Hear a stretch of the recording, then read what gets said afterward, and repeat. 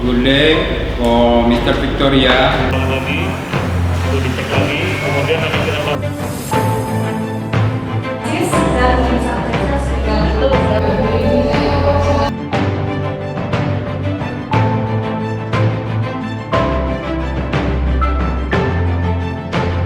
kira-kira Jambi akan menemui atau sampai pada level yang maju tadi seperti yang kita gambarkan di depan tadi.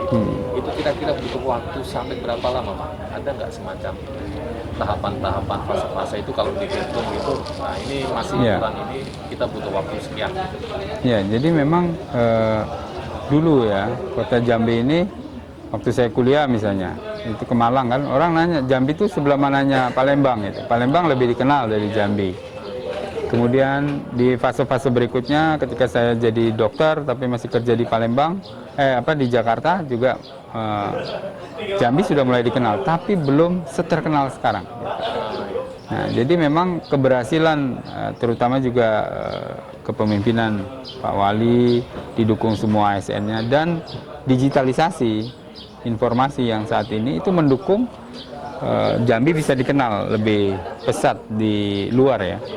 Dan kami juga sering presentasikan Jambi di luar, baik di regional, provinsi, nasional, bahkan ke beberapa negara. Kami diundang mempresentasikan tentang Jambi ini. Nah, artinya Jambi punya potensi besar sebagai ibu kota provinsi, sebagai kawasan strategis nasional untuk bisa sejajar dengan kota-kota lain. Dan saya optimis itu dalam waktu yang ya tidak terlalu lama kita akan bisa sejajar dengan mereka. Caranya karena ibu kota provinsi kita tidak punya sumber daya alam, batu bara, hutan, tidak ada kita. Tetapi kita harus unggul di sumber daya manusia. Nah, kuncinya di sini. Nah, kita semua punya potensi. Kota-kota yang menjadi idola di dunia ini yang kita kunjungi wisatanya maju selalu dibelah oleh sungai. Kita punya Sungai Batanghari. Nah, orang senang ekowisata. Dikala orang stres dengan pekerjaannya macam-macam, dia pengen ke alam yang tenang, danau. Kita punya Danau Sipin. Nah, kalau kita ingin orang daerah, wah saya sudah di daerah terus nih, pengen belanja ke mall. Mall kita punya besar-besar. Pengen di hotel, tempat hiburan. Nah, fasilitas-fasilitas daya dukung untuk memenuhi kebutuhan-kebutuhan masyarakat, ini kita dorong terus, maka kita insya Allah akan pertumbuhan ekonomi kita akan tinggi dan pemenuhan kebutuhan dasar masyarakat, tingkat kesejahteraannya juga terus meningkat. Nah, itu kan ciri-ciri kota maju itu ketika kebutuhan dasar masyarakatnya terpenuhi, kemudian infrastrukturnya memadai, insya Allah itu menjadi salah satu indikator kebahagiaan warganya. Bahagia. Tujuan pemerintah itu adalah membahagiakan masyarakatnya. Dengan apa? Menjamin kebutuhan dasarnya terpenuhi. Misalnya kita kembangkan sekarang call center 112 misalnya di kota itu. Kalau ada yang sakit tengah malam tinggal telepon 112, nanti ambulan datang. Ada maling, telepon aja 112, ada rampok, ada kebakaran, ada apa. Jadi mudah ngingetnya. Itu untuk memberikan jaminan keamanan. Kalau jaminan itu ada, ya maka otomatis orang dari luar Jambi enak lah kalau ke Jambi kalau ada apa-apa. Malam masalah handphonenya bisa hidup, nggak ada pulsa juga bisa nyambung ke 112, bisa memberikan informasi.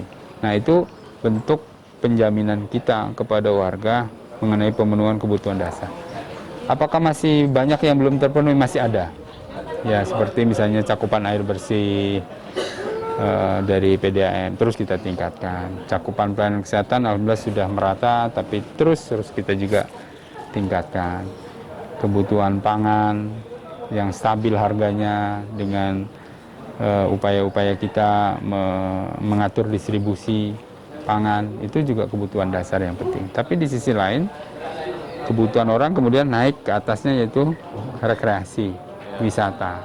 Nah, itulah kita kembangkan Danau Sipin, kita kembangkan kawasan seberang, pusat pengrajin batik, di beberapa daerah kecamatan lain ada unggulan-unggulan.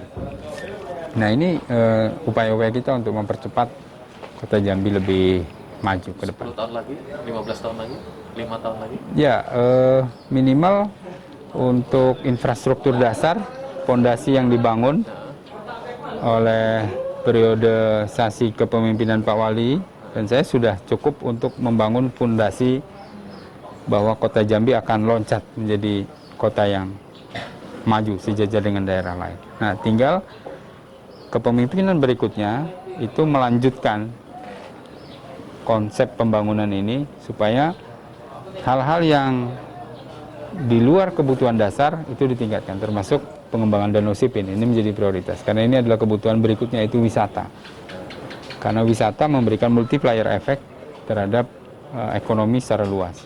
Warga di sini bisa jualan air minum, jualan kopi, jualan hal-hal lain, termasuk anak-anak mudanya bisa mengembangkan jasa parkir yang tertib misalnya, wisata air, ada ketek yang berkeliling, ada banana boat, ada macam-macam. Nah ini ke depan kebutuhan-kebutuhan itu yang harus kita sentuh.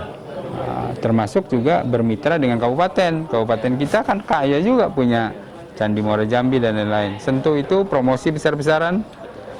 Masyarakat datang ke Jambi, walaupun wisatanya ke Muara Jambi, nginepnya tetap di Jambi hotelnya. Berarti teksnya masuk ke APBD Kota Jambi untuk membangun jalan Jambi dan seterusnya. Gitu.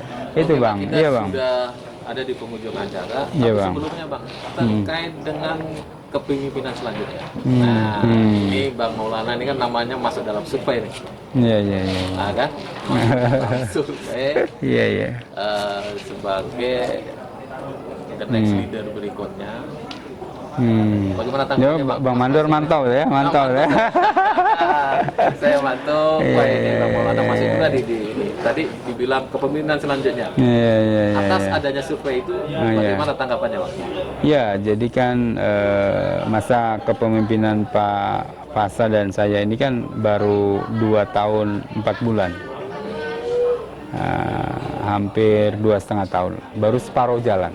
Artinya saya harus bekerja keras di sisa masa jabatan 2,5 tahun ini secara terukur.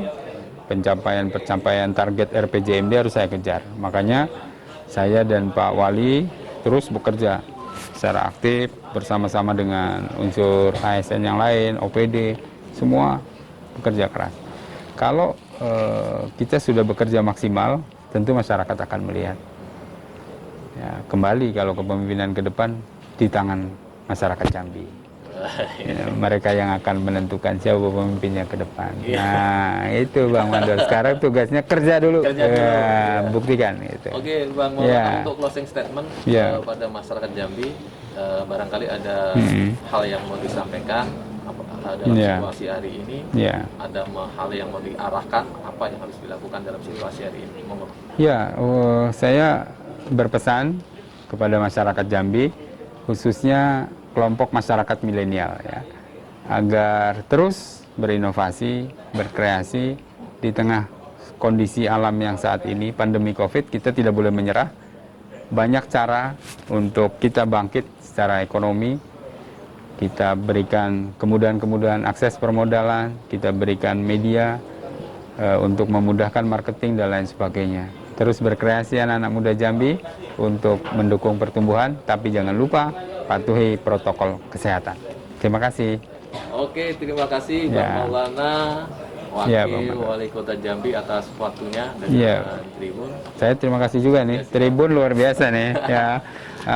Tribun sudah mengundang saya, terima kasih. Mudah-mudahan ada manfaatnya ya. Bang Mandor, oke. Oke, Tribuners, sampai bertemu lagi dengan saya di program Wawancara Tokoh berikutnya.